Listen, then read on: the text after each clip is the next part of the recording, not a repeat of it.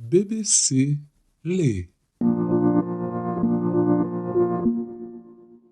O que a ciência diz sobre o que sentimos no instante da morte? Reportagem de Max Tobin para BBC Reels, publicada pela BBC News Brasil em 13 de julho de 2022. Lida por Silvia Salek. Ah, vida! Você nasce, cresce, se apaixona por alguém, talvez gere outras pessoas e antes que perceba, é a hora da próxima parte. A morte. O inevitável desaparecimento do nosso ser. Há uma variedade enorme de formas pelas quais você pode morrer. As mais comuns são doença cardíaca ou câncer, mas saiba que cerca de 600 pessoas morrem a cada ano por asfixia erótica.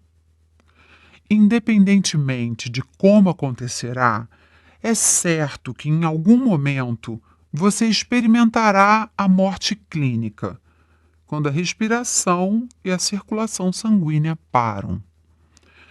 Para a maioria das pessoas, a morte não é completamente instantânea. Seja como for, a morte assusta e fascina. Mas o que a ciência moderna sabe sobre nossa experiência nesses momentos finais? No último estágio da vida, quando a chegada da morte se aproxima e é esperada, é comum que as pessoas mostrem poucas reações e estejam em algum estado de entorpecimento. Por isso, geralmente imaginamos a experiência como um desaparecimento sonolento e inconsciente da vida. Mas alguns experimentos mostram uma história muito diferente. Em 2013, cientistas da Universidade de Michigan, nos Estados Unidos, mediram em laboratório a atividade cerebral de camundongos moribundos. E aconteceu algo interessante.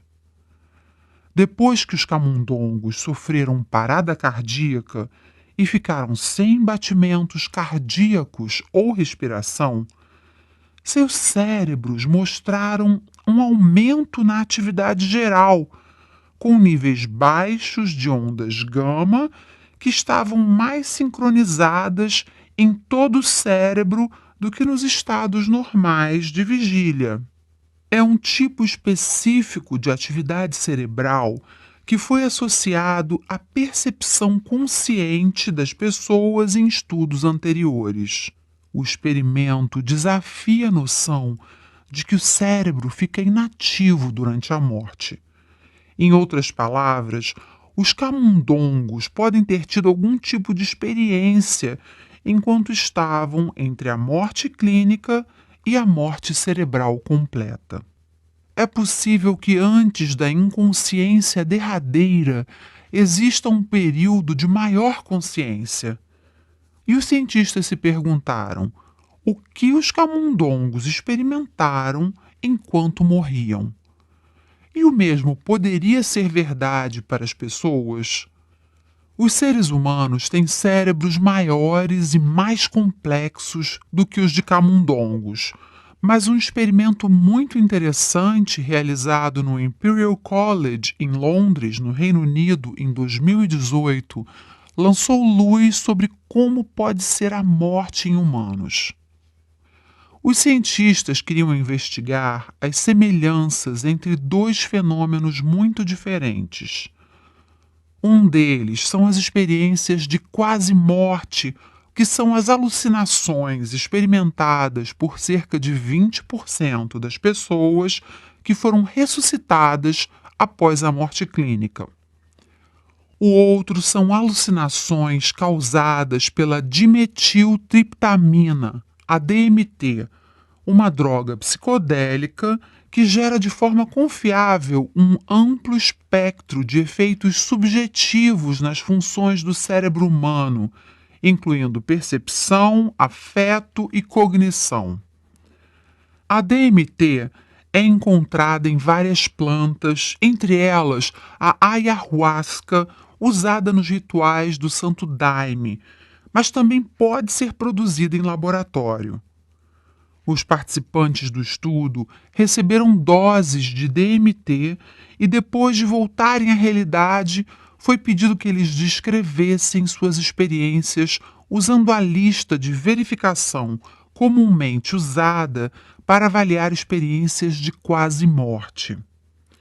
Os cientistas ficaram surpresos ao ver uma quantidade incrível de pontos em comum.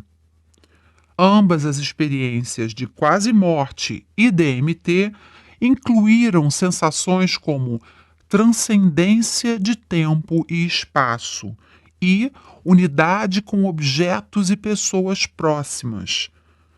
A experiência de quase morte revelou-se surpreendentemente parecida com a de um poderoso alucinógeno. Quando consideramos a morte, pensamos nela como um processo sinistro e tedioso. Mas e se esse processo for mais próximo a uma experiência psicodélica? Perguntamos a Chris Timmerman, que liderou a pesquisa no Imperial College, o que esse experimento nos revela sobre a morte.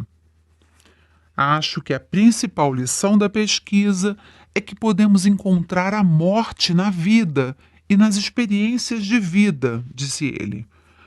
O que sabemos agora é que parece haver um aumento na atividade elétrica cerebral. Essas ondas gama parecem ser muito pronunciadas e podem ser responsáveis por experiências de quase morte, acrescenta. Também existem regiões específicas no cérebro, como o que chamamos de lobos temporais, áreas que lidam com a memória, sono e até aprendizado, que também podem estar relacionadas a essas experiências. De certa forma, nossos cérebros estão simulando uma forma de realidade, explica. Cerca de 20% das pessoas que foram declaradas clinicamente mortas, mas sobreviveram, relatam experiências de quase morte. Será que todos que sobreviveram tiveram a experiência, mas poucos se lembram dela? Ou será que essas experiências só ocorrem com algumas pessoas? É grande a possibilidade de que haja falta de memória devido a diferentes motivos. Em nossa experiência com o DMT psicodélico, vimos que quando damos altas doses, há uma parte da experiência que também é esquecida, explicou o pesquisador do Imperial College. O que eu acho que acontece é que a experiência é tão nova que é difícil de descrever. Quando uma experiência transcende a capacidade de ser descrita com linguagem, temos dificuldade em lembrá-la. Mas também pode ser que algumas pessoas simplesmente não as experimentem, diz. Há outras pesquisas que podem ajudar nossa compreensão da morte. É muito interessante o que está acontecendo nos dias de hoje com exames cerebrais e como podemos descobrir o que está acontecendo no cérebro, diz ele.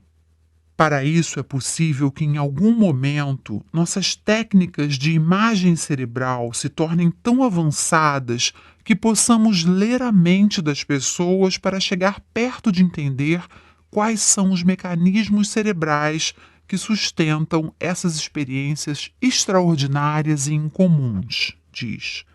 A ciência da morte ainda é um terreno obscuro e distante, mas o que já sabemos dá motivos para otimismo. Por exemplo, sabemos que pessoas que tiveram experiências de quase morte frequentemente relatam sentimentos de calma e serenidade, com redução do estresse associado à morte. Também sabemos que as experiências de quase morte são predominantemente descritas como indolores, o que significa que a consciência aumentada que podemos experimentar após a morte também pode ser sem dor. A pesquisa também mostra que as pessoas tendem a perder seus sentidos em uma ordem específica. Primeiro fome e sede, depois fala e visão.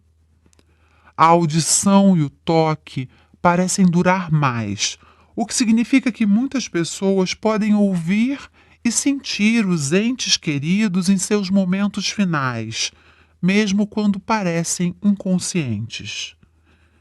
Um exame de ressonância magnética recente de um paciente com epilepsia à beira da morte mostrou atividade relacionada à memória e aos sonhos, levando à especulação de que pode até haver alguma verdade na frase "você vê a vida passar diante de seus olhos".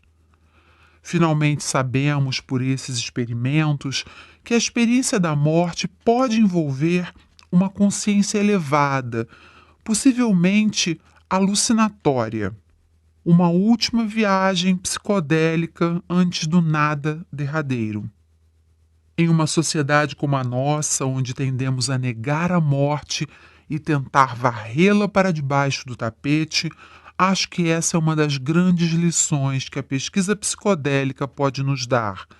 Como incorporá-la em nossas vidas, concluiu Chris Timmerman. Em última análise, todos nós vamos morrer, mas esses experimentos mostraram que a transição entre a vida e a morte pode ser muito mais emocional e até psicodélica do que poderíamos esperar. Somos programados como animais para temer nossa morte, mas entender a morte mais profundamente nos ajuda a relaxar um pouco. Esses últimos momentos podem não ser tão assustadores. Eles são apenas parte de uma viagem inevitável para um destino desconhecido, provavelmente indolor e potencialmente psicodélico. Você ouviu a reportagem O que a ciência revela sobre o que sentimos no instante da morte, publicada pela BBC News Brasil em 13 de julho de 2022.